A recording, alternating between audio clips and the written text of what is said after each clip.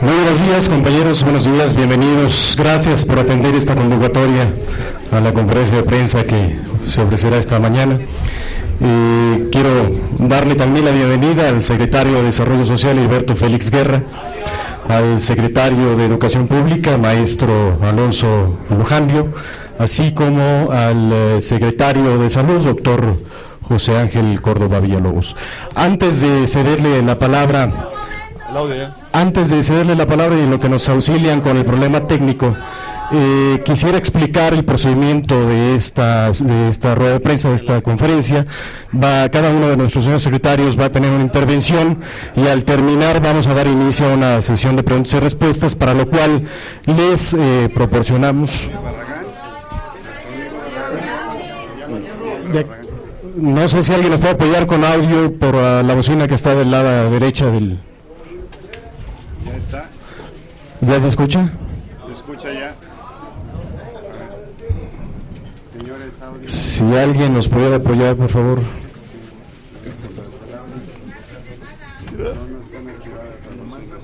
El audio, señores, por favor. ¿La bocina de acá atrás sí está funcionando, compañeros? No, nada más para checar las cuestiones técnicas. No va a ser la misma línea. No está, señores del audio, señor, ¿dónde nos vamos? ¿Todavía no se escucha? No se escucha, probando. 1, 1, 2, 1, 2.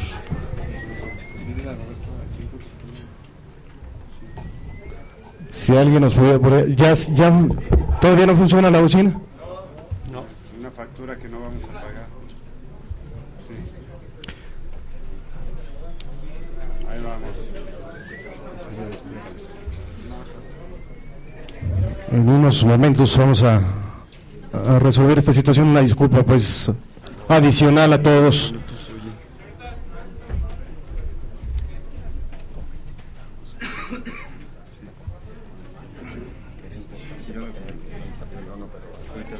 Hablando, probando, 1, 2, 1, 2, 1, 2. ¿Ya quedó? Bien, muchísimas gracias.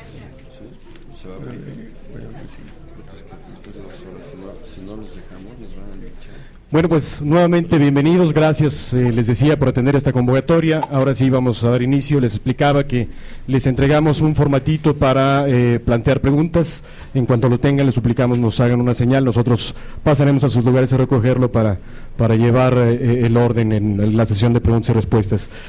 Una disculpa por la demora, acaba de terminar la conferencia de prensa del Coneval. Justo esta reunión tiene ese motivo. Así es que, sin más ni más, le doy la palabra al secretario de Desarrollo Social, licenciado Heriberto Félix Guerra. Muchas gracias, muy buenos días. Sean todos ustedes bienvenidos a esta conferencia de prensa que responde al firme compromiso del Gobierno Federal con la transparencia y la rendición de cuentas. ¿Se escucha bien? Durante 2008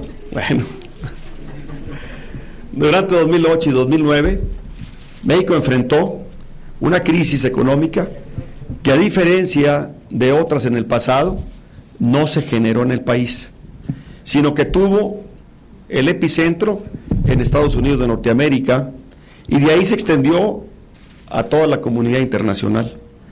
En varios países, incluso todavía en este momento, incluidos países de Europa, el propio Estados Unidos, la situación todavía sigue siendo muy grave, obligando a los gobiernos incluso a recortar beneficios sociales.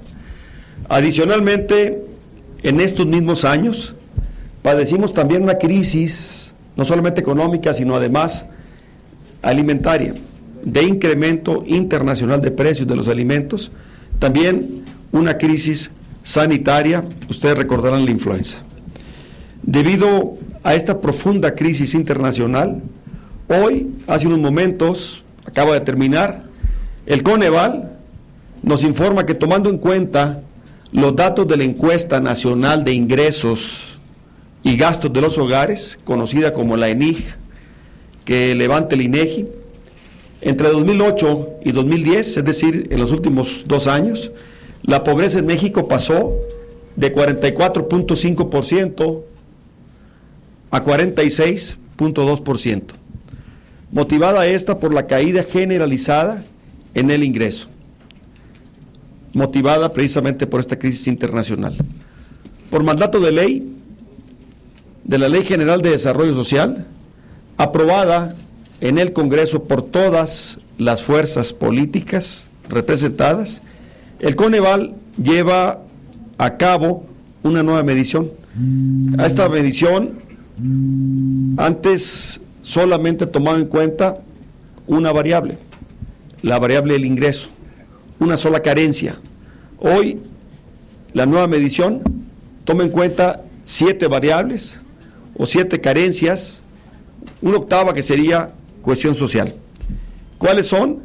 Ingresos, pero además de ingresos también considera ahora la carencia en alimentación, en educación, en salud, en seguridad social, en calidad de la vivienda, en los servicios básicos relacionados con la vivienda, como son drenaje, agua potable, electrificación, pavimentación.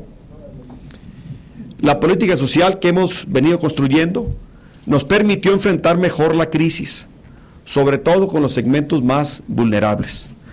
Los datos que nos da a conocer el Coneval hace unos momentos muestran que por primera vez en la historia, es un dato importante, después de una crisis como la que hemos vivido, la pobreza extrema no solamente no crece, sino que disminuye al pasar de 10.6 a 10.4. De manera importante en las zonas rurales, y debido a esto principalmente a la focalización de la política social, donde se localiza el 64% de los beneficiarios de los programas sociales. Otro dato muy importante que se desprende del informe que acabamos de escuchar es que debido a las transferencias de programas como Oportunidades, 70 y más, empleo temporal, entre otros, es un dato muy relevante, se evitó que cerca de 2 millones de personas cayeran en pobreza extrema. Hoy sabemos que 40% de los ingresos de las familias más vulnerables en el país provienen precisamente de transferencias de programas sociales como Oportunidades. Estamos hablando aquí del primer decil de la población. También se desprende de este informe que la mayor afectación de la crisis internacional fue en las zonas urbanas, lo que nos llevó a incrementar el apoyo del programa Oportunidades, que tiene que ver con 3 factores fundamentales, que ponen en el centro el desarrollo humano, al ser humano, en materia de salud, becas escolares y alimentación. Incrementó el programa en 1 millón de familias más en las zonas urbanas. Aquí es importante mencionar que la ENIG en el 2010 es una encuesta. Y como ustedes saben muy bien, una encuesta es una fotografía del momento. Esta encuesta se levanta fundamentalmente preguntando datos del primer y segundo trimestre del 2010. Estamos hablando entonces de los datos que tiene el país en ese momento, en primer semestre del 2010. Una fotografía. No refleja pues todavía, por ejemplo, esta incorporación de 1 millón de familias de Oportunidades que se empezaron a pagar durante el segundo semestre del 2010, y seguramente en futuras mediciones estaremos viendo que esta incorporación ha tenido al menos algunos datos positivos. Por la importancia del tema, hemos dialogado con el Congreso sobre la necesidad de contar con una encuesta dinámica, con una encuesta permanente. Hoy esta encuesta se realiza cada 2 años. Hemos propuesto que esta encuesta se lleve a cabo de manera permanente y que podamos tener una información cada 3 meses. De esta manera tendríamos información oportuna para la toma de decisiones. Adicionalmente, hemos abierto 9.400 estancias infantiles para que las madres trabajadoras puedan conseguir un empleo y mejorar la economía de sus hogares. Una base muy importante de esta nueva medición de Coneval es que a partir de ahora podremos saber la evolución de la pobreza, ya no solo a nivel nacional, Ya no solo vamos a hablar de la pobreza de México, la pobreza nacional es la suma de la pobreza de los 32 estados del país, y en esta nueva medición ya podremos saber la evolución de la pobreza estado por estado. Por ejemplo, hoy sabemos que la mitad de la población en pobreza en el país se concentra en 7 estados. En materia de vivienda, los avances son importantes. 1 de cada 4 casas que existen en el país se han hecho en los últimos 10 años, considerados por el censo, más que todas las existentes, por ejemplo, en el DF y en el Edomex. Entre 2000 y 2010, el porcentaje de viviendas con piso de tierra se redujo a menos de la mitad, al pasar del 13.7% al 6.1%. En poco más de 3 años, durante la administración del presidente Calderón, hemos construido 2.300.000 pisos firmes, y para el 2012 no habrá ninguna familia en México viviendo con piso de tierra. En cuanto a servicios básicos de la vivienda, que es otro de los componentes de esta nueva medición de carencias, de acuerdo con el censo del INEGI, también tenemos avances. 97 de cada 100 viviendas hoy ya tienen electricidad, 92 de cada 100 disponen de agua entubada y 90 de cada 100 cuentan con drenaje. La carencia de estos servicios es una de las expresiones más lacerantes de la pobreza y marginación, de ahí la importancia de combatir estos rezagos. Y en materia de alimentación, otra de las carencias importantes, fundamentales, a través de la red de 23,000 tiendas Diconsa, hemos ofrecido durante todo este tiempo productos de consumo básico a las familias de las comunidades con mayor marginación, con un ahorro promedio del 20%. Aquí podemos ver que hemos tenido buenos resultados. Hoy, a la luz de estos datos que nos indican una pérdida adquisitiva en las zonas preponderantemente urbanas, tendremos que reforzar el tema alimentario en estas zonas urbanas. Hay que recordar que Diconsa opera fundamentalmente en las zonas rurales. A través de Diconsa, 6 millones de personas, la mayoría niños menores de 12 años, reciben leche fortificada a 4 pesos por litro para prevenir la desnutrición. Y en materia de salud, seguridad social y educación, serán los señores secretarios Alonso Lujambio y José Ángel Córdoba quienes darán cuenta de estos temas. Señoras y señores, detrás de estas cifras, a veces frías, hay familias, hay niños, hay jóvenes, hay adultos mayores que aún sufren el impacto de la situación económica por la que hemos pasado. Eso nos duele sin duda, pero sobre todo nos compromete. El gobierno de México actuó con responsabilidad y firmeza desde el primer momento de la crisis, lo que evitó que el deterioro fuera mayor. Sería irresponsable negar el impacto que la crisis internacional ha tenido en los ingresos de las familias mexicanas. Pero también sería igualmente irresponsable si no informamos y reconocemos los avances que en materia de política social hemos logrado como país, a pesar de haber vivido la peor crisis global de la que se tenga memoria. Pongamos por delante los acuerdos para lograr una sola política social, con total transparencia para todos, en presupuesto, en padrones, en programas, en reglas de operación, en evaluación pública y en rendición de cuentas, como lo hacemos desde el gobierno federal. La pobreza nacional es la suma de la pobreza de cada uno de los estados. Pongamos por delante los acuerdos para sacar adelante las reformas estructurales pendientes que propicien más y mejores empleos para mejorar el ingreso, sobre todo las familias más vulnerables, para fortalecer los programas sociales, de acuerdo con el análisis detallado que hagamos en los próximos días de esta información, cara al presupuesto del año 2012.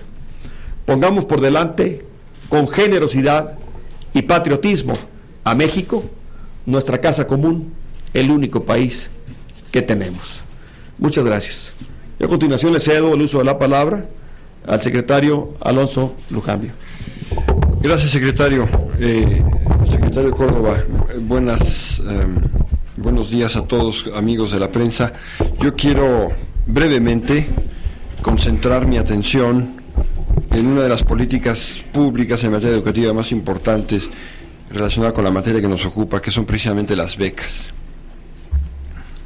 Aquí el gobierno del presidente Calderón ha hecho un esfuerzo muy significativo y quisiera ofrecerles algunos datos al respecto. Ciertamente, el dato que toma en cuenta el Coneval en materia educativa tiene que ver con el rezago y detecta ciertamente una mejoría.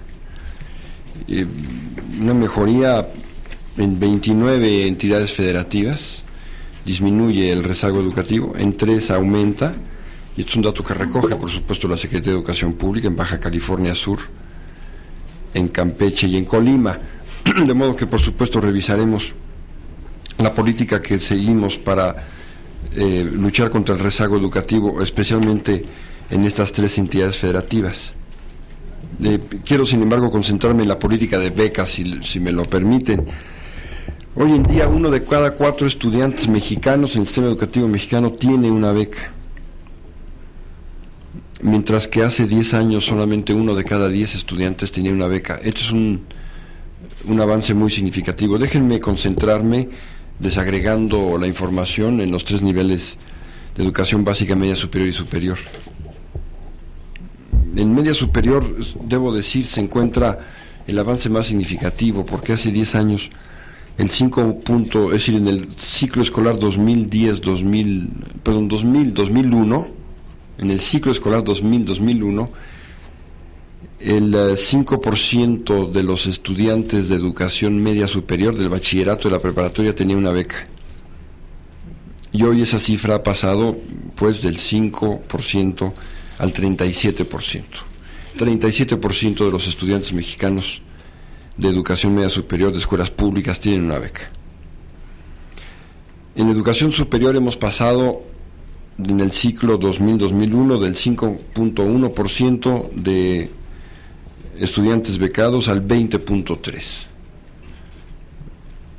Y finalmente en educación básica, donde ya había un esfuerzo significativo en el pasado, en el ciclo 2000-2001 teníamos al 14% de los alumnos becados y hoy son el 23%. En consecuencia, pues hoy tenemos el 24.7% de todos los estudiantes mexicanos becados. Debo subrayar la importancia extraordinaria que tiene, especialmente en media superior, donde ustedes podrán ver que está el aumento más significativo. Y esto se debe en buena medida porque aquí se ha concentrado el problema de la deserción. La deserción venturosamente viene cayendo en secundaria, en media superior, estoy en media superior. En el ciclo 1999-2000 tenemos una deserción del 18.7% y actualmente es del 14.5%. Es decir, hemos abatido en 10 años 4.2% la deserción en media superior, y esto en buena medida por la política de becas que ha tenido, creemos, un impacto muy significativo en la calidad del proceso educativo y en la posibilidad de que los jóvenes continúen con sus estudios precisamente gracias a una beca. La probabilidad de que un joven deserte en educación media superior con una beca prácticamente se colapsa. Y esa ha sido precisamente la intención del presidente Calderón al incrementar espectacularmente el número de becas en educación media superior, ya logrando hoy un porcentaje de 37% de los estudiantes. Es cuanto, señor secretario de Desarrollo Social. Muchas gracias, secretario Lujambio. El uso de la palabra tiene el doctor José Ángel Córdoba. Gracias, secretario Félix. Gracias, secretario Lujambio. Bueno, creo que hay que señalar que Coneval, dentro de su primer informe, dice claro que de 2008 a 2010 se redujeron las carencias sociales de acceso a los servicios de salud. Este es un punto que señala y que se evidenciaba ya desde lo que el censo del INEGI demostró en cuanto a que ahora las personas que acuden a los servicios públicos de salud es en mayor proporción, y esto se brinda gracias a los servicios del Seguro Popular. Los servicios del Instituto Mexicano del Seguro Social más o menos permanecieron igual del censo anterior al censo actual, y los servicios privados tienen ahora menos afluencia de pacientes, precisamente porque la gente está aprovechando esta derechohabiencia que tiene. De hecho, también se demostró en el mismo censo que el gasto personal en salud bajó un 13.6%. Es decir, la gente está gastando menos en su salud porque ya tiene el derecho a la salud. Y viene a confirmarlo en el resultado que dice se redujo de 40.8 a 31.8. Esto está en correlación con la derechohabiencia que se ha logrado hacia la cobertura universal, que es una de las instrucciones que el presidente Calderón nos ha dado, en donde de una población de 21.925.000 de personas afiliadas en el 2007, hoy tenemos 48.474.000 en el 2011. Es decir, hemos más que duplicado las personas afiliadas y estamos ya muy cerca de lograr la cobertura universal. Estos 48 millones que tienen derecho al Seguro Popular, más los 43 millones que tienen derecho al IMSS y los 10 millones que tienen derecho al ISSSTE, pues nos dan ya prácticamente más de 100 millones, 101 millones de mexicanos con alguna afiliación a algún seguro público de salud. Vale la pena mencionar que los gastos en salud son de los gastos que pueden impactar más en la pobreza. Lógicamente no están relacionados con el ingreso, pero sí pueden prevenir que la gente caiga en pobreza, incluso en gente con estatus socioeconómico medio, y perder su patrimonio. Por ello, la creación de seguro médico para una nueva generación también ha servido para amainar ese gasto que en los niños, en los recién nacidos durante el primer año de edad, es la edad en donde se presentan más estos gastos, o en las etapas finales de la vida. Por ello, el seguro médico para una nueva generación, que ahora tenemos casi 5 millones de afiliados, 4.976.000, ha permitido, por una parte, el acceso a los servicios para todos estos niños, y por otra parte, la reducción de la mortalidad infantil. También en salud hemos avanzado en el acceso a servicios para las mujeres embarazadas.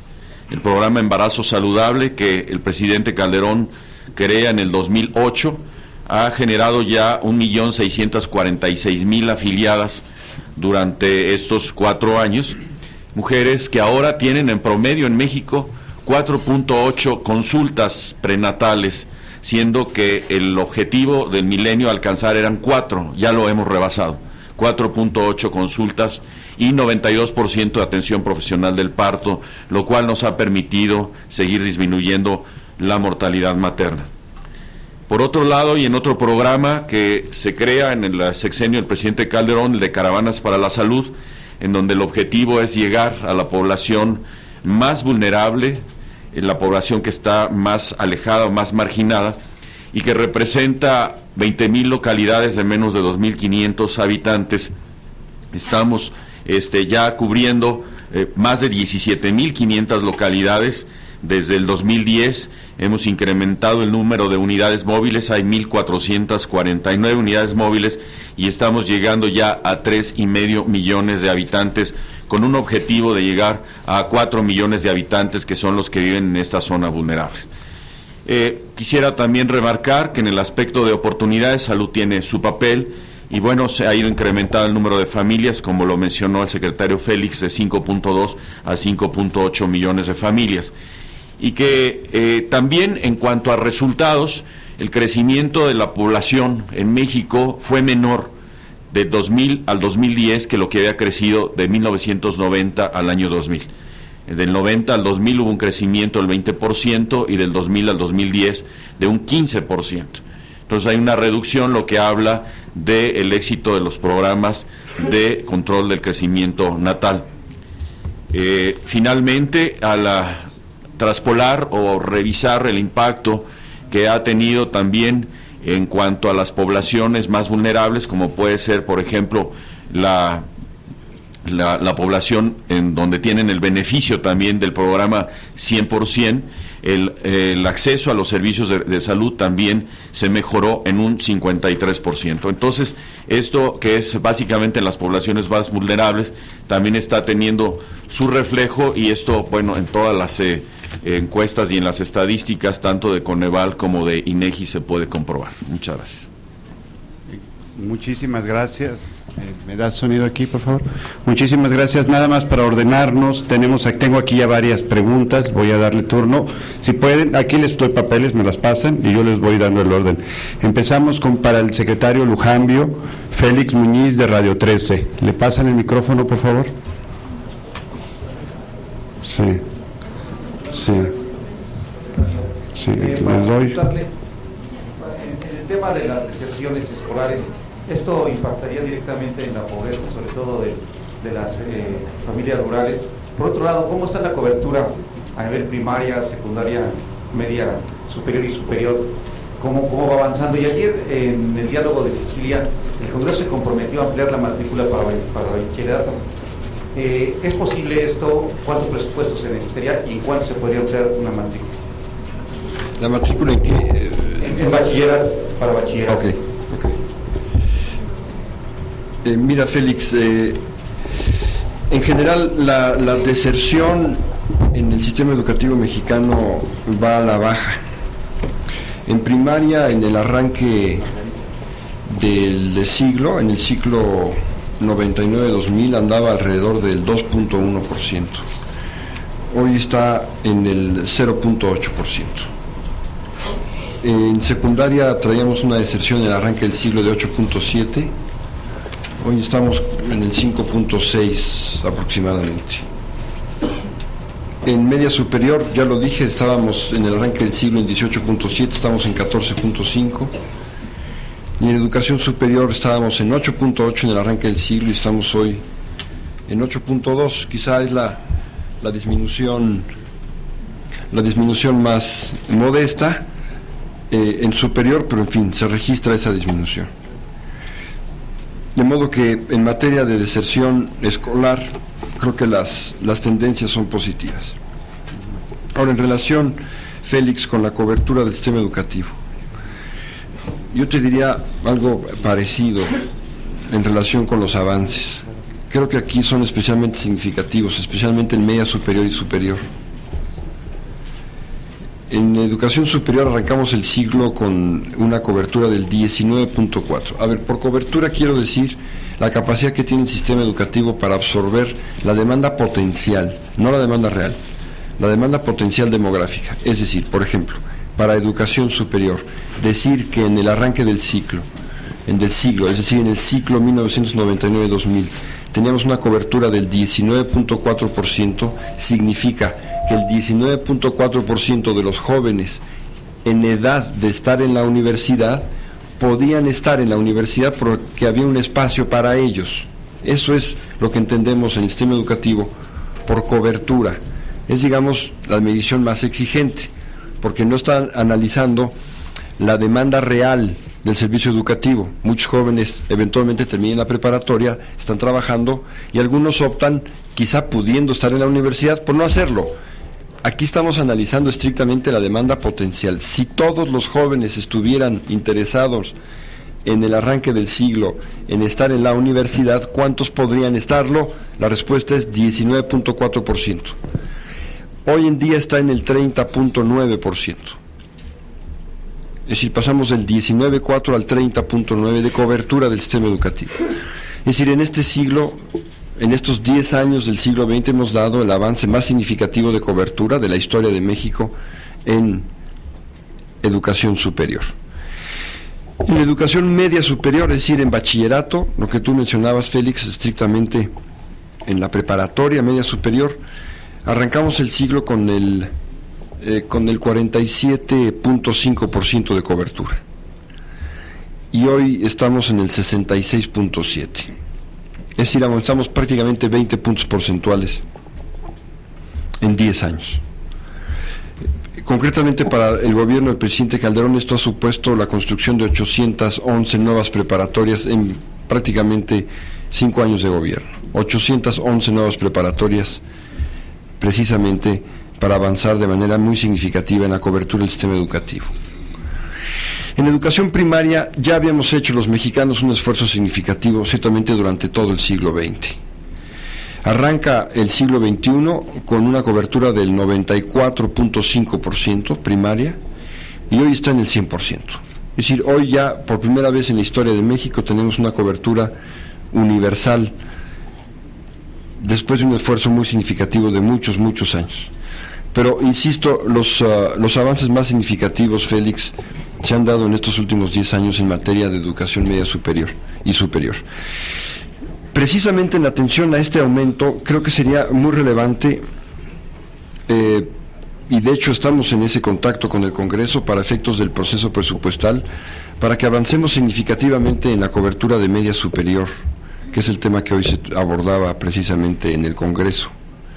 Se habla ciertamente de una modificación a la Constitución para que también sea obligatoria la educación media superior.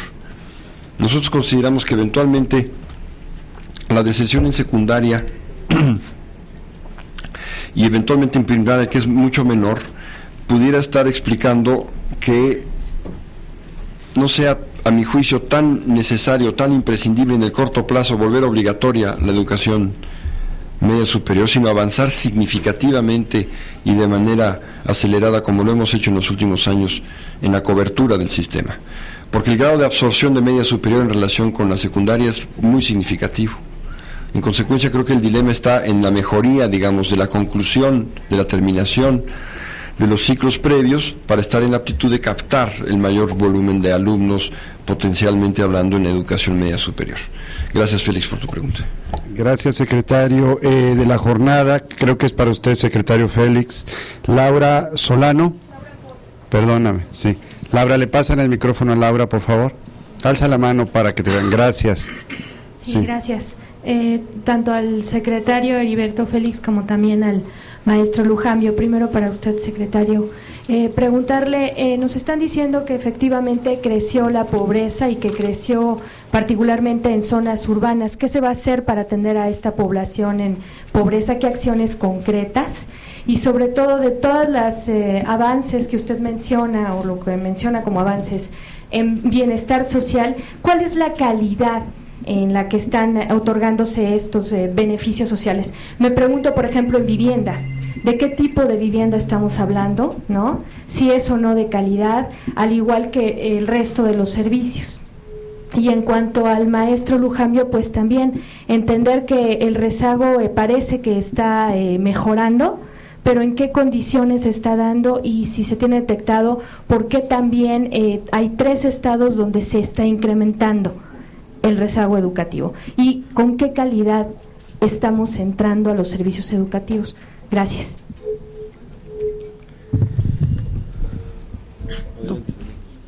Muchas gracias, Laura.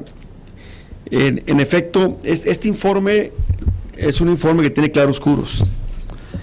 Por un lado, sí estamos hablando de un incremento de 44.5 a 46.2, que viene siendo 1.7 puntos porcentuales. Después de la crisis más severa por la que hemos pasado en el país.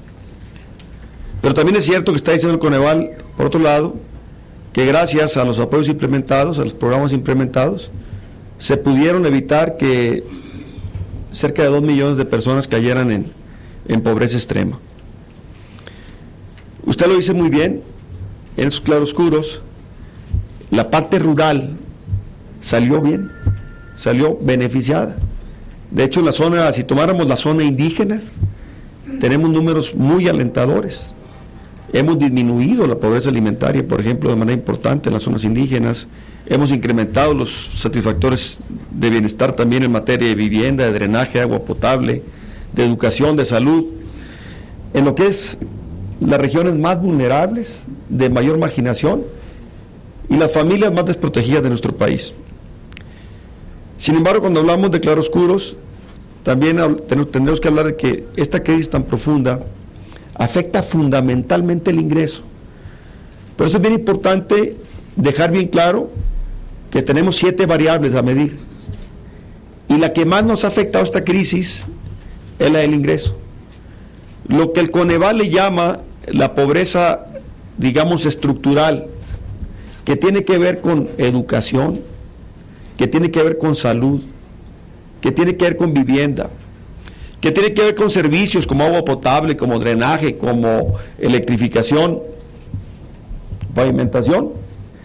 Ahí tenemos avances. Lo que tendremos que analizar en los próximos días es que esperemos que esta crisis haya tenido efectos temporales y no estructurales, como parecen indicar los primeros apuntes el día de hoy. Y déjeme decirle qué estamos haciendo en la zona urbana para mitigar este impacto.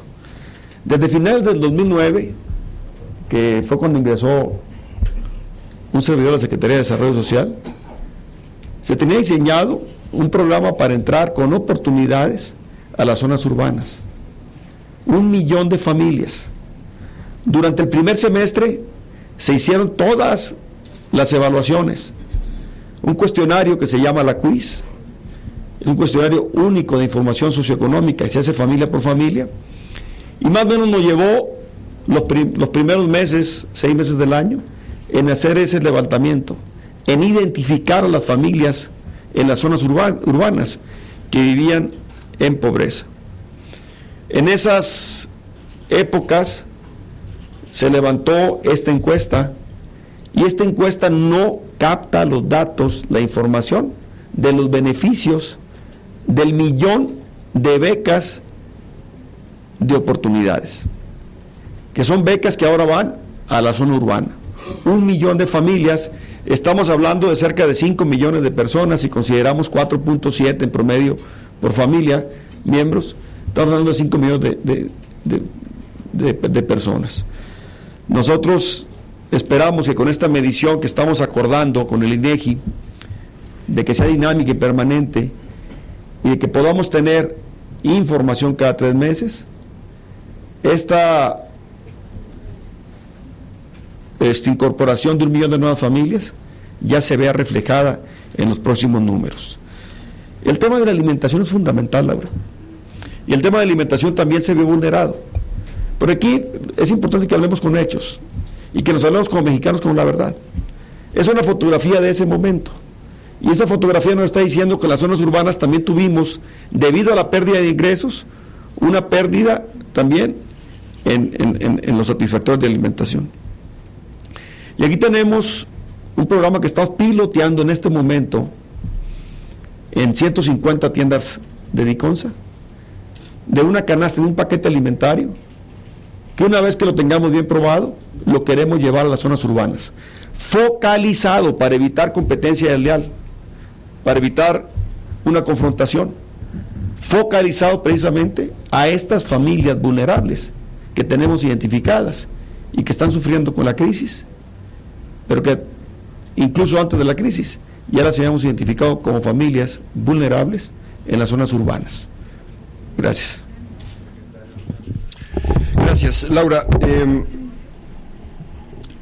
Ciertamente, en 3 estados aumenta el rezago, lo hace muy marginalmente. En Colima pasamos del 18.6 al 18.7, en Baja California, por ejemplo, del 16.6 al 16.9, en fin, es verdaderamente marginal el aumento del rezago educativo en estos 3 estados, que son los únicos en donde se registra.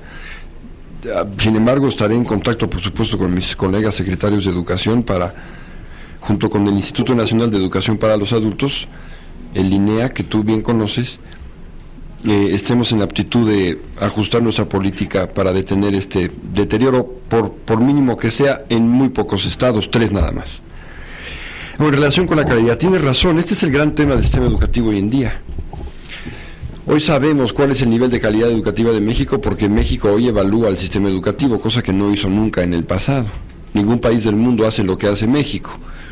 La prueba enlace es una prueba universal, censal, permanente, anual, transparente, que nos permite precisamente ir viendo cómo vamos en calidad. No es el único instrumento, por supuesto, para medir la calidad educativa, pero es uno de los instrumentos más importantes con los que hoy contamos. Hemos ciertamente implementado elementos clave de la Alianza por la Calidad de la Educación, Laura, precisamente para atender aquello que a ti te inquieta y que inquieta a todos los mexicanos. Es decir, un sistema de evaluación universal de maestros para que cada 3 años tengamos un diagnóstico preciso y la posibilidad de diseñar para cada maestro un programa de formación continua. Creo que es algo especialmente relevante, producto también de la acción política en materia educativa del presidente Calderón. Hemos reformado, por supuesto, la carrera magisterial para alinear los incentivos claramente y de manera que los maestros que logren en el escalafón salarial ascender es porque en buena medida están logrando que sus alumnos tengan un aprovechamiento escolar superior. En fin, hemos reconstruido el tejido de las escuelas para facilitar que existan finalmente consejos escolares de participación social e involucrar a toda la comunidad educativa en el proceso educativo. En fin, Laura, ciertamente este es el gran tema. Yo veo con satisfacción moderada esta moderada caída del rezago educativo como lo mide el Coneval. Y por supuesto que el tema de la calidad del proceso educativo es el tema por excelencia de hoy, y precisamente creo que la manera en que la administración del presidente Calderón ha enfrentado desde la Secretaría de Educación Pública la problemática con un sistema de evaluación universal, con una reforma de carrera magisterial y con un mecanismo de participación social, estamos sentando las bases precisamente para atajar esta problemática de la calidad del servicio educativo. Gracias, Laura. Gracias, secretario.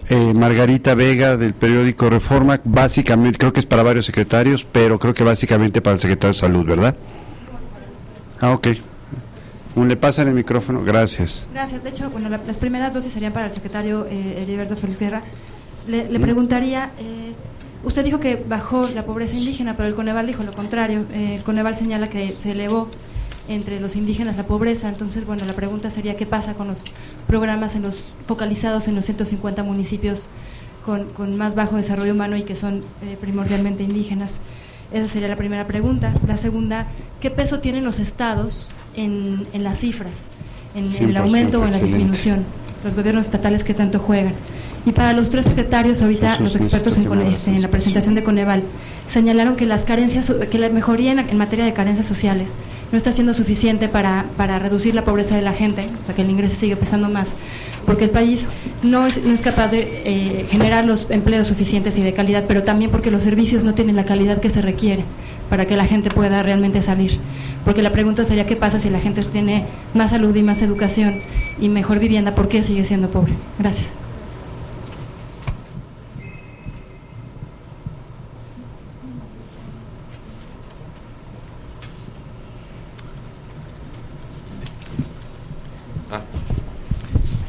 Bueno, la parte que a nosotros nos corresponde, Margarita, usted sabe que el aumento en la afiliación a los servicios va estrictamente relacionado con el incremento de la acreditación de las unidades.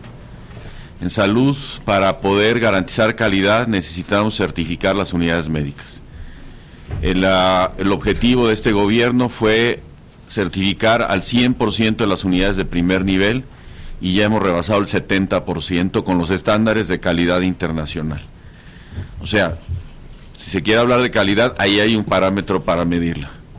Claro que en salud hay otros aspectos que inciden sobre la calidad, por supuesto. Es una cuestión personal, es una cuestión de confianza, y mucha gente cuando se trata simplemente de una consulta, pues a veces prefiere ir a pagar una consulta, aunque tenga el derecho en una institución pública, porque ya le tiene confianza al médico, o porque tiene que esperar un poco más, en fin, porque todavía incluso a veces no se tiene toda la confianza en los medicamentos. Por eso se ha hecho la gran reforma, a través de la cual a partir del próximo año todos los medicamentos en México, los genéricos, serán de calidad, porque tendrán que haber pasado las pruebas de bioequivalencia. Entonces creo que ya hay varios estándares con los cuales se puede medir la calidad y se pueden medir los índices de satisfacción. El Seguro Popular hace sus encuestas a través de empresas y los índices de satisfacción de bueno o muy bueno están por arriba del 90%. Entonces, la verdad es que creo que es cuestión de que de manera progresiva vaya habiendo, como ya está habiendo, por supuesto que ya está habiendo, ya lo demostró el INEGI, esta visión hacia el ahorro en ese gasto en salud que se puede, las familias más pobres sobre todo, se puede dedicar a un gasto para el desarrollo personal, en educación, en alimentación o en vivienda. Gracias, secretario. Margarita, estaba yo escuchando al director de Coneval hace algunos minutos y él decía, con razón, que no han incorporado todavía en este proceso complejo de refinamiento de los instrumentos metodológicos de medición la variable calidad y bueno, me concentro en la cuestión educativa. Efectivamente, el elemento que ellos están incorporando a su análisis es rezago, y por rezago entendemos la gente en situación de analfabetismo o las personas que estando en edad de haber concluido la primaria no la terminaron, o la que estando en edad de haber concluido la secundaria no la terminaron. Eso es lo que entendemos por rezago educativo. De modo que si terminaste la secundaria siendo ya mayor, por eso es que el Instituto Nacional de Educación para los Adultos es clave en el esfuerzo de lucha contra el rezago, en la medida pues en que siendo ya mayor te alfabetizas, no estándolo anteriormente, o terminas la primaria no habiéndolo hecho, o la secundaria, sales del rezago educativo. De modo que lo único que miden es eso, no tanto la calidad del servicio educativo. Nosotros estamos conscientes plenamente desde el arranque del gobierno que este es el tema, sin embargo. Calidad del servicio educativo es el gran tema del momento y de los próximos años. En consecuencia, estoy un poco... No te voy a repetir, Margarita, lo que le comentaba a Laura, lo que hemos hecho en los últimos años y meses, te diría yo, para crear sistemas que incentiven la calidad del sistema educativo, tiene que ver básicamente con el modo en que reclutamos maestros, en el modo en que le damos atención a sus necesidades permanentes a partir de un sistema de evaluación universal y también permanente, al modo en que involucramos a la comunidad educativa en general. Pero sí debo decirte, nosotros estaremos muy atentos a el modo en que Coneval en el futuro determine la manera en que va a medir calidad, porque sin duda va a profundizar y va a ser mucho más fino el modo en que están midiendo la variable estrictamente educativa. Gracias, Margarita. Muchas gracias, secretario. Margarita, no sé cuáles son las cifras que tenga. Yo estoy tomando las del Coneval, que acaba de dar hace un momento, sobre Coneval. Y por ejemplo tenemos que en las zonas que no son de atención, en las zonas de atención prioritaria, la medición oficial de la pobreza, los municipios más pobres del país, tenemos por ejemplo que la población que vive en pobreza extrema pasó del 34.8 al 32.5%. La población vulnerable por carencias sociales pasó del 21.7 al 17.6%. Y en materia de carencias por rezago educativo pasó del 38 al 36.3%. En materia de acceso a los servicios de salud pasó del 52.2 al 34.5%. En la carencia por acceso a la seguridad social pasó de 89.7 a 86.3%. En espacio de vivienda de 43.8 a 34.7, y en materia de servicios básicos pasó de 55 a 48.5. Y si tomáramos estrictamente, estas son zonas de atención prioritaria de los municipios más pobres, pero si tomáramos el anexo de pobreza multidimensional en la población indígena 2008-2010, tenemos que el rezago educativo disminuyó en 1.3%, el de servicios de salud disminuyó en 15.6%, el de seguridad social disminuyó en 2.4%, en el de espacios de vivienda lanzamos un fondo de vivienda indígena muy importante, 2010 y 2011 lo estamos repitiendo por cerca de 700 millones de pesos. Tuvimos una disminución de 8.8%, en servicios básicos tuvimos una disminución de 3.7% y en acceso a alimentación una disminución del 1.8%. Son los datos, a reserva de verificarlos, son los datos que me están pasando en este momento del Coneval, se acaba de dar la información. Comentarle, Margarita, que el presupuesto que hoy tenemos en materia de política social para pueblos indígenas es el más alto en la historia de nuestro país. Hoy tenemos 49,000 millones de pesos en esta bolsa conjunta de apoyos, y en el año 2000, para tener un punto de referencia, teníamos 9,000 millones de pesos. Es decir, lo hemos multiplicado cerca de 5.5, cerca de 6 veces, 9 por 6, 54, 9 por 6, digamos 5.5 veces lo que teníamos en el año 2000. ¿Y qué peso tienen los estados? Bueno, yo le diría que la pobreza nacional es la suma de la pobreza de cada uno de los estados, y se concentra fundamentalmente, la mitad, digamos, está concentrada en 7 estados del país. Estos son el Estado de México, son Veracruz, se los doy todos ahorita, los tengo, pero para no. Estado de México, Veracruz, aquí se los paso. Guanajuato, Chiapas, Puebla, Jalisco y Oaxaca. Muchísimas gracias, secretarios. Octavio Lazos del Río, del Diario Crítico de México. Levanta la mano para que te dé el micrófono. Gracias, Octavio. Muy buenos días. Tardes ya para el secretario de Educación, Alonso Lujambio. Quisiera saber qué medidas está tomando la Secretaría de Educación Pública para regularizar, por decirlo de alguna manera, a todos los maestros que, por decirlo así, no sacaron las mejores calificaciones y que son los encargados de educar a las nuevas generaciones. Con gusto, Octavio.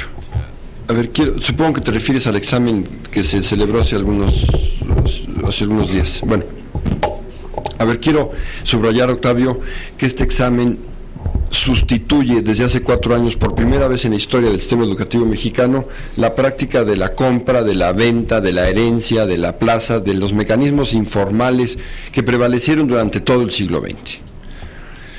Lo que hemos querido, y aquí el presidente Calderón ha sido muy enfático, es terminar con esta práctica y darle las plazas nuevas a los que nos prueben tener las mejores aptitudes, dárselas a los mejores. Por eso hacemos un examen que es muy exigente. Entonces es curioso, si el examen fuera, digamos, complaciente, nos dirían, ay, haces un examen complaciente. Hacemos uno muy exigente y entonces, claro, se deriva de ahí un conjunto de consecuencias que redundan eventualmente en una crítica social. Yo creo que lo responsable es que sea exigente el examen. Este año teníamos 21,000 plazas vacantes y nuevas. Entre vacantes y nuevas, 21,000 plazas a concursar, y participaron 139,000 concursantes. Solamente le podía yo dar plaza al 15% de los participantes, Octavio.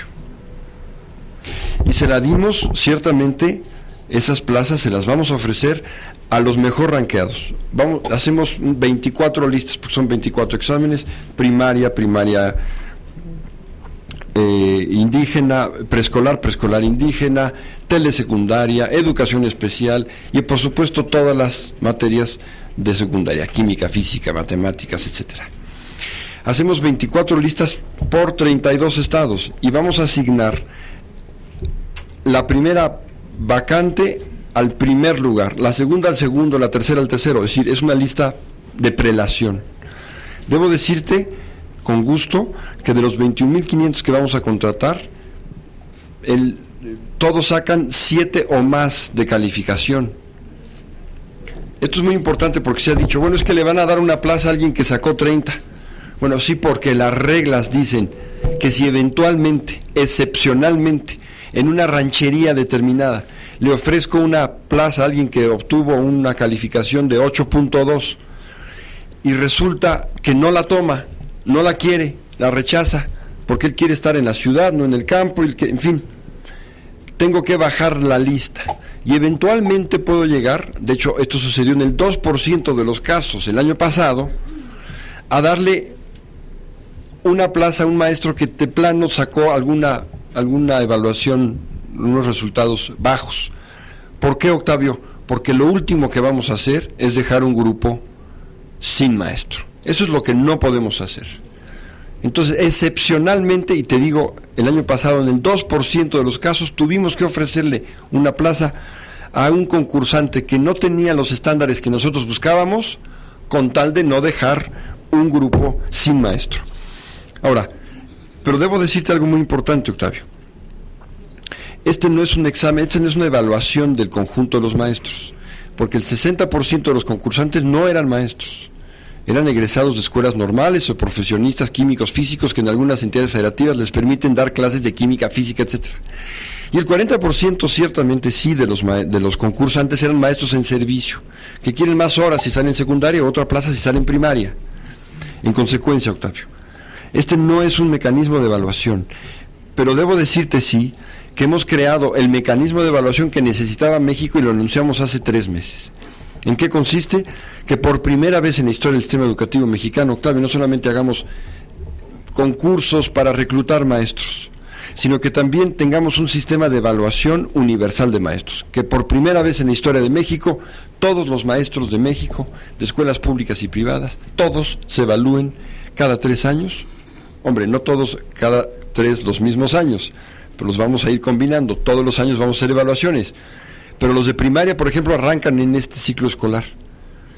Y vamos a estar en aptitud precisamente de evaluar cómo van los maestros, no solamente los que están recién integrados eventualmente en ese 2%, que nos interesará mucho saber cómo van, pero el conjunto de los maestros, incluso los que están en carrera magisterial, para que estemos en aptitud de analizar exactamente qué requiere un maestro para apuntalar la calidad de su servicio educativo, si es que requiere apuntalarla, porque tenemos muy buenos maestros y tenemos eventualmente que acompañar a otros que requieran de un apuntalamiento de la calidad de su servicio educativo. En consecuencia, Octavio, en una palabra, ¿qué estamos haciendo? Nada menos, Octavio, que creando por primera vez en la historia de México un sistema de evaluación permanente del universo total de maestros, no solamente de los que están en carrera magisterial, sino del conjunto de los maestros, independientemente de su estatus salarial. Gracias, Octavio. Gracias, secretario. Melissa, para el secretario Félix. Melissa del Pozo de Milenio. Alza la mano, por favor. Ahí está. Ya, gracias. Hola, buenos días. Estados Unidos está como próximo a recaer en una crisis económica. Eventualmente, le quisiera preguntar, ¿qué va a hacer el gobierno federal para evitar que este porcentaje de pobres aumente en caso de que esta crisis en Estados Unidos se desate, y si el gobierno federal está listo para esto? Bueno, sería algo que nos golpearía no solamente a México, a todo el mundo, ¿no? En primer lugar, decirle que nosotros esperemos que no pase, y tenemos confianza pues de que se va a solucionar. Tanto el presidente como el Congreso tienen muy claro el impacto y la repercusión que eso tendría en las finanzas mundiales. Entonces yo en primer lugar le diría, Melissa, que prefiero pensar que esto no va a suceder, ¿no? Pero si llegara a suceder, ¿cuál es el blindaje del... Ya veremos. Bueno, el país está blindado, sí. Esa sería una respuesta que habría que dar, que tendría que dar los secretarios del ramo económico, pero no sé quién me lo haya preguntado. Déjeme decirle que el país tiene finanzas sanas, tiene una disciplina que ha demostrado que, a diferencia de muchos otros países en el mundo, como lo estamos viendo en Europa y el propio Estados Unidos, México ha sabido sortear esta crisis, tiene las mayores reservas internacionales en su historia, de tal manera que sería una respuesta que darían los secretarios del ramo económico, pero bueno, yo diría en principio que vamos a esperar que esto no suceda. Muchísimas gracias, secretario. Para el secretario de Salud, Bianca Aguirre de TBC. ¿Dónde está? Allá está. Le pasan el micrófono, por favor. Gracias, buenos días, secretario. Simplemente para saber cómo va el tema del sarampión aquí en la Ciudad de México. Gracias. Sí, gracias, Bianca. Acabamos de confirmar otro caso el día de ayer, una señorita de 16 años, mexicana, que estuvo en Londres, en Inglaterra, con sus padres y que adquirió la enfermedad, ya está plenamente confirmado. Está plenamente confirmado, está hospitalizada simplemente para observarla. Sonido, por favor. En un hospital privado. Joven, ¿nos ayudas, por favor? Sonido. Hablar más fuerte. Es un caso. Sonido, ¿se confirmó? ¿Sí se oye? Ya, creo que ya. Perfecto. Sí, es un solo caso hasta ahora. Hay otro que está en estudio y yo creo que el día de hoy vamos a tener los resultados. Es un caso confirmado, una señorita de 16 años que estuvo en Londres con sus padres de vacaciones y que estuvo 10 días allá y al regreso fue cuando empezó con los síntomas. Tiene todo el cuadro característico, aunque muy leve. Ya se confirmó por laboratorio que sí corresponde. Y bueno, se está haciendo el cerco sanitario, ella vive en Coyoacán, se va a hacer igual que se hizo en la otra colonia donde estaba la niña francesa, y que además quiero decirles que el índice de vacunación era altísimo, 97% se encontró allá en San Pedro de los Pinos.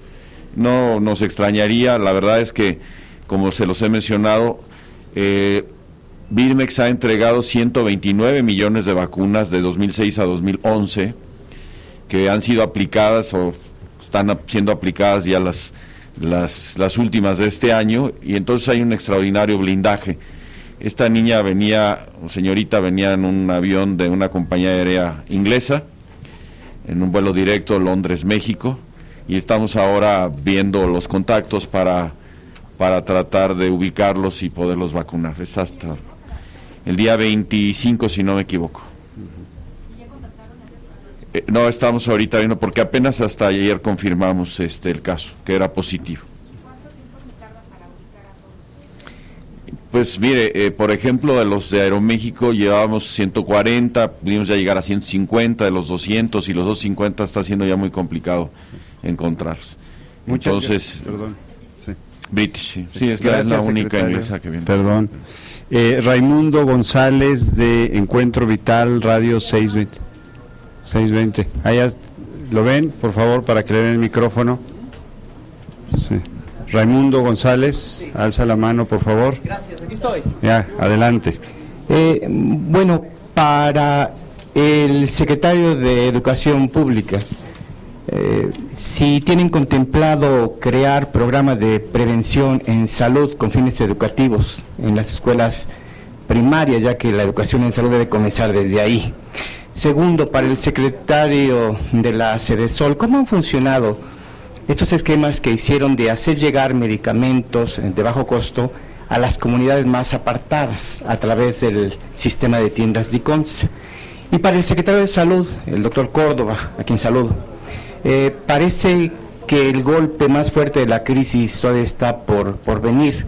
Mi pregunta es si se mantendrán cuotas bajas de recuperación, quizá los mismos precios actuales, de las enfermedades que no estén cubiertas por el Seguro Popular. Bye. Sí. Muchísimas gracias, perdón.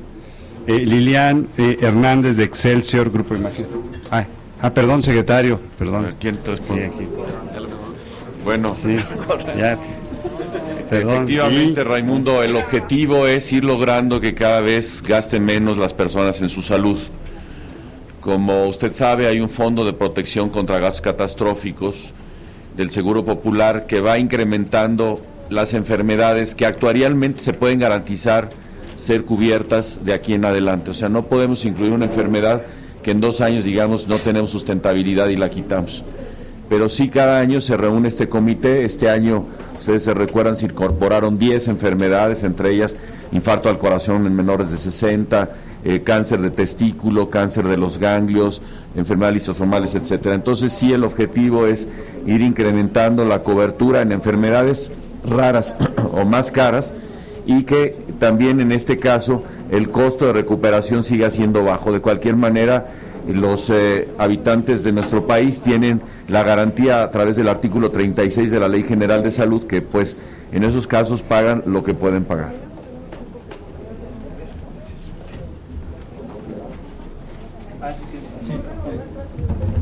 Listo. Raimundo, sí, bueno, por supuesto que tenemos contemplado esto que tú mencionas y es clave. De hecho, en los últimos años hemos ido perfeccionando junto con la Secretaría de Salud, y le estoy muy agradecido en este sentido al señor secretario Córdoba, los contenidos educativos en materia de salud para las niñas y los niños, especialmente en primaria. Hombre, debo decirte que en algunos casos son generales, ¿no? Es decir, estamos hablando de planes educativos que tienen especial impacto en el modo en que los niños conciben su vida cotidiana y su relación con su propio cuerpo, más que asuntos, digamos, muy específicos. Creo que el más específico que hemos tratado sí es el que tiene que ver precisamente con la obesidad.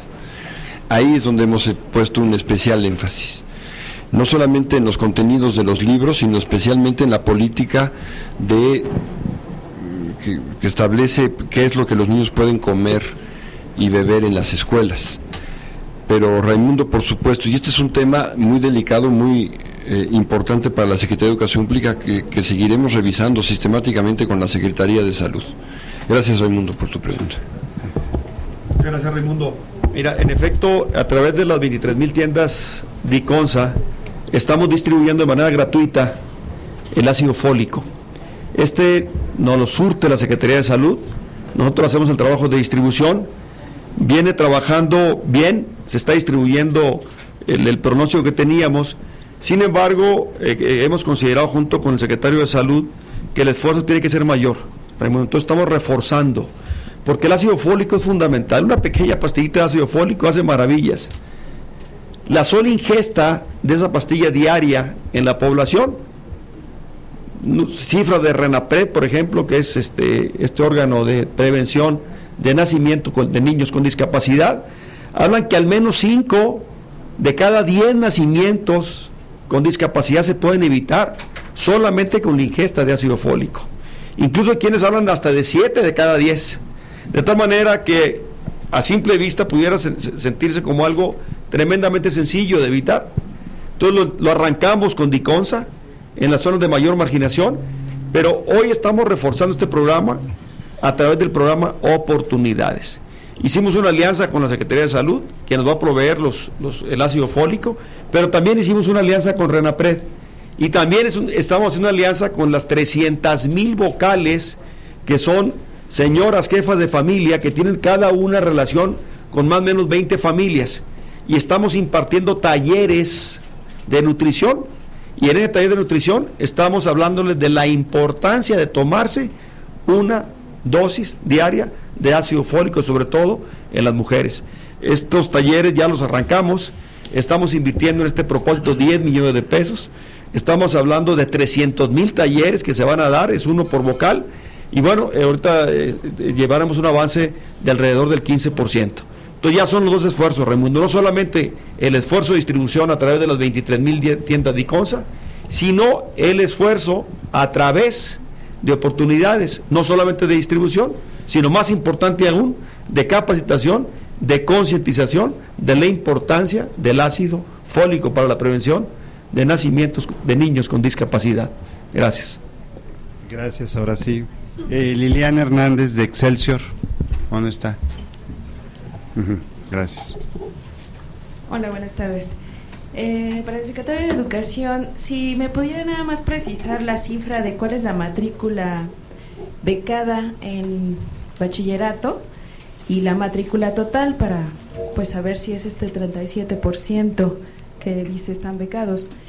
Y pues ahora que están saliendo los resultados precisamente de la zona metropolitana para el ingreso a bachillerato, piensan ofrecerles becas a los alumnos, que son alrededor de 145,000 los que no pudieron obtener un lugar en la UNAM y en el Politécnico, y que fueron asignados a otras escuelas como bachilleres, CONALEP, CETIS. En el caso de que pertenezcan a la SEP, estos sistemas piensan ofrecerles becas para evitar que deserten. Y la otra es, ¿qué piensa hacer la SEP con el gasto que están teniendo a través del FAEP por los maestros comisionados, que también acaban de publicar en el portal? Sale más o menos 18,000 profesores comisionados, y de ellos más de 7,000 están en actividades políticas, y esto pues es un gasto para la SEP. ¿Ustedes piensan hacer alguna acción? Y también sobre este asunto específico de la tuta que sigue ahí en la base de datos como maestro de primaria, y que no hay ninguna referencia de que está en proceso penal. Gracias Lilian. Bueno, en primer lugar, déjame darte la cifra precisa para que veas el porcentaje.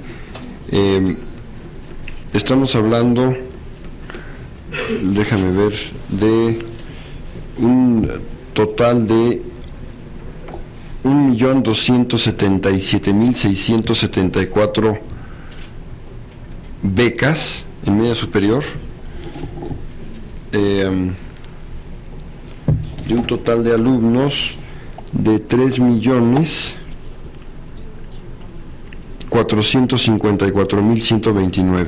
Es la matrícula total. Entonces, si dividimos 1.277.000 entre 3.454.000, daría 37.000. En fin, en relación con tu segunda pregunta,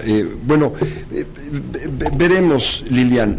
Lo que sí quiero decir con toda claridad es que hay una sobredemanda de los servicios educativos de educación superior en México, en la Ciudad de México. Esto es algo que observamos sistemáticamente todos los años. ¿Qué quiero decir con esto? Que hay jóvenes que vienen de otras entidades federativas a buscar incorporarse al Politécnico, a la UAM, a la UNAM, por supuesto, y que eventualmente incluso están introduciendo sus solicitudes en distintas universidades, no solamente de la Ciudad de México, sino de su lugar de origen. Entonces, lo que pasa tradicionalmente es que en el momento en que ya se inicia el registro ya formalmente de alumnos en estas tres grandes universidades mexicanas de la Ciudad de México, en la Ciudad de México, hay un subregistro, porque algunos finalmente están optando por una o por otra, o eventualmente optando por ir a estudiar a su lugar de origen. Entonces se abren espacios que finalmente se ocupan por el movimiento de los llamados rechazados.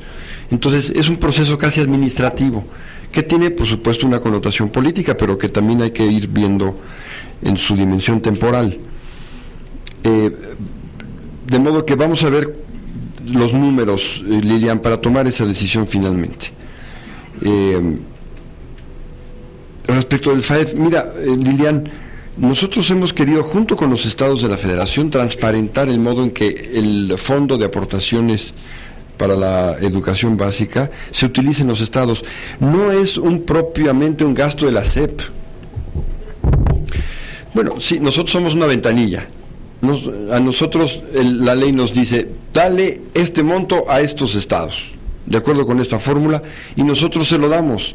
Quien se responsabiliza de ese gasto, ciertamente, son las entidades federativas. Y lo que hemos querido hacer, Lilian, transparentando cabalmente por primera vez también en la historia del sistema educativo mexicano, desde la descentralización en 92-93, es precisamente a quién le estás pagando. Cada entidad federativa, ¿a quién le paga? ¿Quiénes son los maestros que reciben una remuneración? ¿A cuánto llega? Y si están precisamente en estatus de comisionado. Nosotros a nivel central no somos la autoridad que define si un maestro puede estar o no comisionado. Es quien lleva la relación laboral, y quien lleva la relación laboral es la autoridad educativa de los estados. Entonces, creo que esta pregunta hay que formulársela y es un tema de discusión entre nosotros, al conjunto de los secretarios de educación de las entidades federativas, para ir modulando, racionalizando a partir de la transparencia y la publicidad de la información estas decisiones. Y bueno, voy a estar en contacto con mi colega michoacana, con Graciela Andrade, Lilian, porque ella me comentó que había dado de baja a esta persona y pues quizá algún problema ahí administrativo lleva a que siga ahí. En todo caso, sí quiero subrayar que gracias a la transparencia pudimos detectar que esta persona estaba cobrando, y creo que es una de las ventajas de la transparencia. Nos enteramos de algo malo, pero porque algo bueno sucedió, y lo que bueno que sucedió fue que hay transparencia y nos permite detectar precisamente estas problemáticas. Pero ciertamente hablaré con mi colega, la secretaria de Educación michoacana, para que nos comente qué fue lo que pasó con esta persona que tú subrayas, sigue en la nómina, y nos genera inquietud a todos. Muchas gracias, secretario.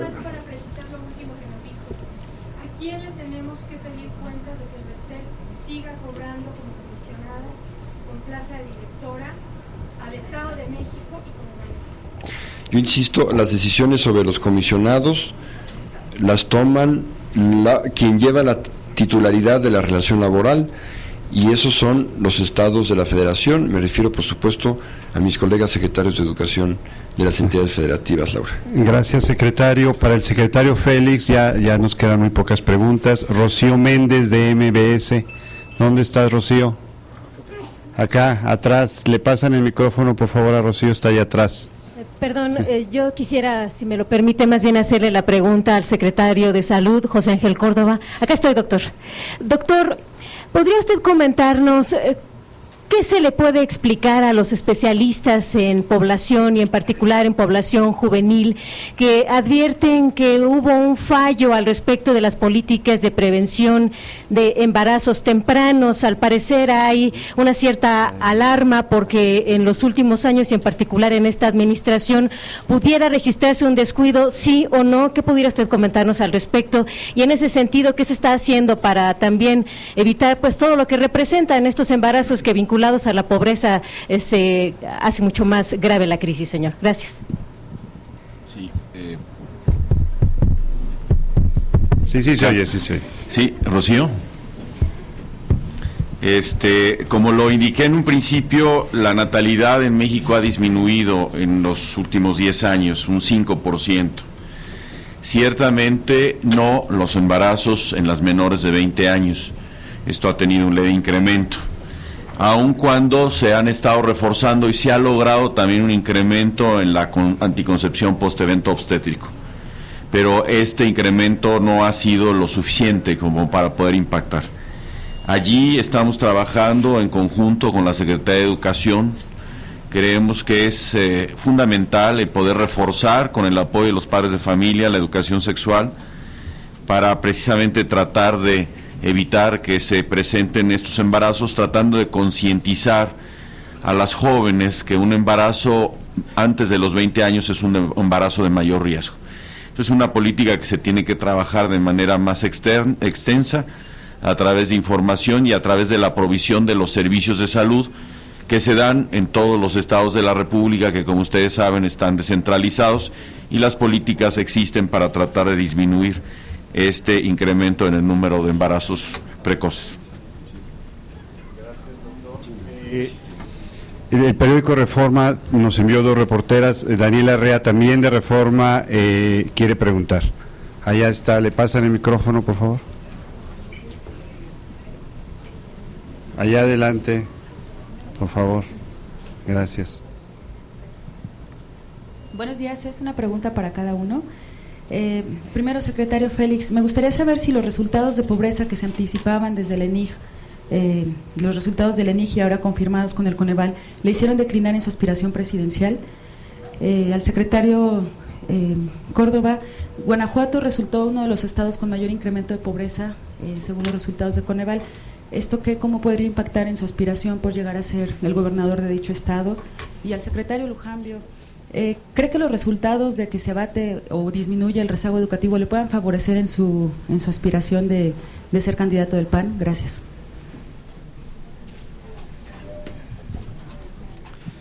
Con mucho gusto, Daniela. Yo he dejado muy claro en una carta que he enviado al país, que ustedes conocen como medios de comunicación, en un video que he subido a las redes sociales, cuáles han sido los motivos, las causas.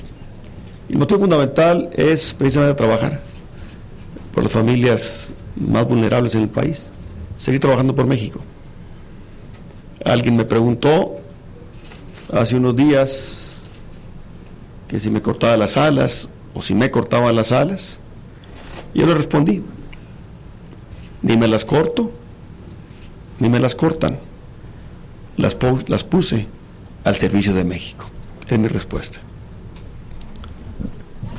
Gracias, Daniela. Yo creo que al contrario es una motivación más para trabajar por mi Estado. Este es uno de los temas fundamentales que evidentemente en su momento, si se tiene la oportunidad, pues pondremos especial atención, porque creo que es uno de los grandes desafíos y de lo que más lastima a la población. Daniela, yo veo con satisfacción moderada, así lo dije y lo subrayo, el que Coneval registre una caída en el rezago educativo. No es suficiente. México requiere de una velocidad mucho más subrayada en materia de lucha contra el rezago educativo. Y esperamos que el Instituto Nacional de Educación para los Adultos, que es la instancia, parte del sector educativo responsable de esta lucha, profundice en su acción, porque resulta de la más alta relevancia. Por supuesto que yo me hago cargo de las consecuencias de mis actos, siempre como secretario de Educación, y en cualquier democracia eso repercute sobre cualquier carrera política, de modo que eso es lo que tendría que decirte, Daniela, respecto de tu pregunta. Gracias, secretarios. La última pregunta que tenemos, Marco Antonio Reyes, de Canal 11, para el secretario Félix. Está allá atrás. Por favor. Ahí te va el micrófono, Marco. Gracias. Buenas tardes, secretarios. La pregunta es para el secretario Félix. Yo quiero preguntarle, si bien el informe del Coneval dice que, atribuye este incremento en la pobreza de México a razones económicas, la crisis financiera internacional, pues lo que sobresale de todo esto es que sí hubo un incremento en los niveles de pobreza, del 44 al 46. Yo quiero preguntarle, ahorita ya hay reacciones en todo eso, principalmente en los partidos de oposición, ¿hubiera sido distinto el componente de pobreza si se hubieran aprobado las reformas en los últimos 2 años? Y en ese sentido, ¿qué reformas estarían siendo urgentes, si es que se puede decir, para blindar a México si Estados Unidos llega a complicarse la situación? Gracias.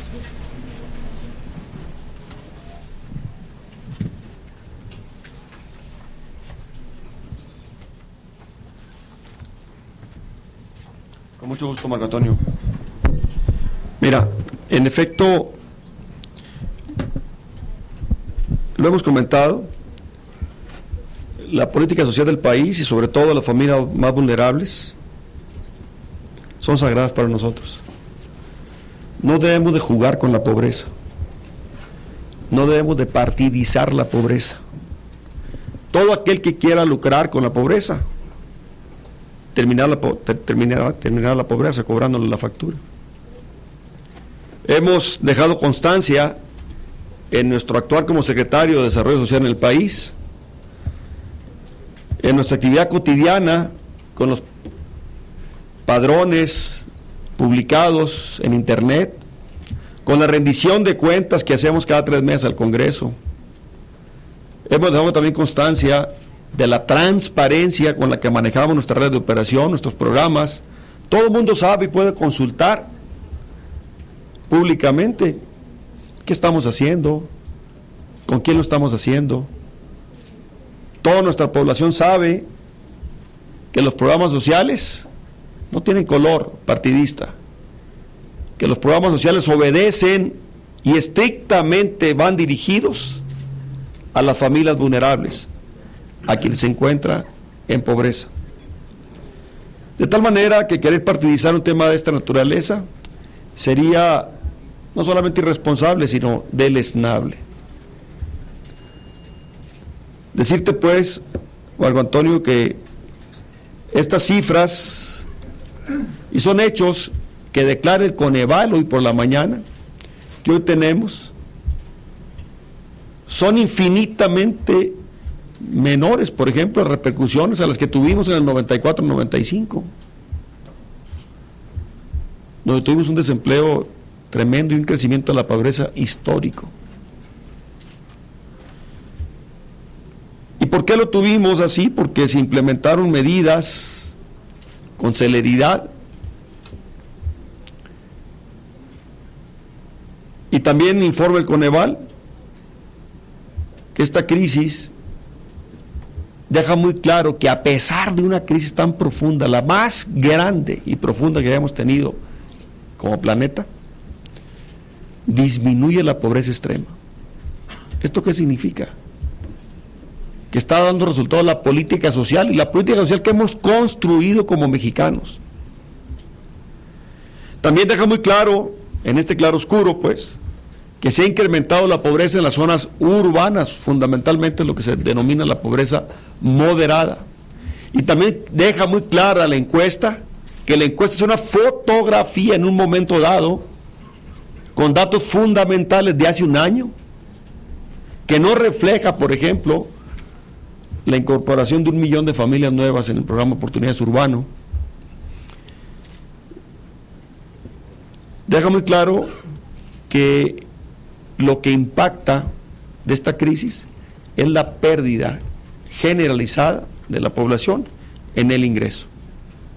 Sin embargo, también vemos que gracias a la política social, las familias más pobres del país, en esta pérdida de ingresos, perdieron 3 veces menos que las familias que más tienen. Esto, por supuesto, sin ser complacientes, ni mucho menos, porque hay que ser realistas con hechos, y nunca estaremos satisfechos mientras haya una sola familia en pobreza. Tenemos que seguir trabajando y redoblando esfuerzos. Pero respondiendo a la pregunta de las reformas, son importantísimas las reformas. Definitivamente ponernos de acuerdo por encima de partidos políticos es lo que está esperando la población allá afuera. Es lo que quieren los ciudadanos mexicanos, que nos pongamos de acuerdo. Y sí nos hace falta una reforma laboral, tantas veces acariciada y prometida. Sí nos hace falta profundizar en la reforma de telecomunicaciones, profundizar en la reforma energética, profundizar en la reforma hacendaria, fiscal, y por qué no decirlo en la política. Hay un dicho que dice: el prometer no empobrece, no empobrece. Yo prefiero aquel que dice: hechos son amores. El país ocupa reformas, sin duda, Marco Antonio, y tenemos que poner por delante el interés de todos, lo que nos hermana, que es nuestra patria, nuestro México, nuestra casa común. Por encima de partidos, por encima de colores, es México, lo tengo claro, el único país que tenemos. Gracias, perdón, Jacqueline, el tiempo de los secretarios no nos da. Bueno. Nada más para preguntarle de las acciones concretas que van a poner en marcha para erradicar la pobreza, y si el programa Oportunidades va a tener cambios para el 2012, si ya lo están proyectando en el presupuesto. Bueno, nos salimos de él. Yo creo que la agenda de los secretarios no nos permite, te prometo que buscamos dar tiempo para hacer eso.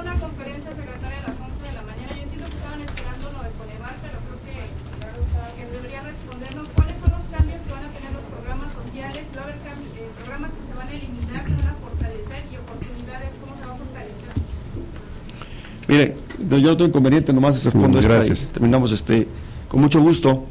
En efecto, a la luz de lo que estamos viendo, vamos a reforzar programas. Estamos valorando ahorita reforzar el programa Oportunidades. Estamos valorando reforzar también 70 y más. estamos valorando también reforzar el programa de estancias infantiles y de manera muy especial estamos valorando reforzar, sobre todo en las áreas urbanas, el tema alimentario. Si bien es cierto, la política de pobreza, de medición de la pobreza, lo hemos hecho históricamente y en el mundo se hace desde el punto de vista del ingreso, también tenemos que ver, y lo estamos viendo así, el punto de vista del egreso. Si una canasta me cuesta 1,000 e ingreso 700, pues no me alcanza para comprar la canasta. Pero si ingreso 700 y puedo hacer que la canasta que costaba 1,000 me cueste 700, entonces me va a alcanzar para la canasta. Y esto es lo que estamos haciendo. En este momento queremos reforzar de manera fundamental los programas que tenemos alimentarios en coordinación con DICONSA, en coordinación con LICONSA, pero de manera muy, muy importante en coordinación con las organizaciones de la sociedad civil, de manera muy concreta con los bancos de alimentos en el país. Vamos, y es un compromiso que tenemos claro, que tenemos que trabajar de manera muy, muy importante y queremos cerrar muy fuerte con el tema alimentario en nuestro país. Gracias. Lo estaremos valorando en las próximas semanas y cara al presupuesto 2012 lo harán de saber. Gracias. Del 2012, perdón. Por venir, compañeros. Buen día. Gracias, secretarios.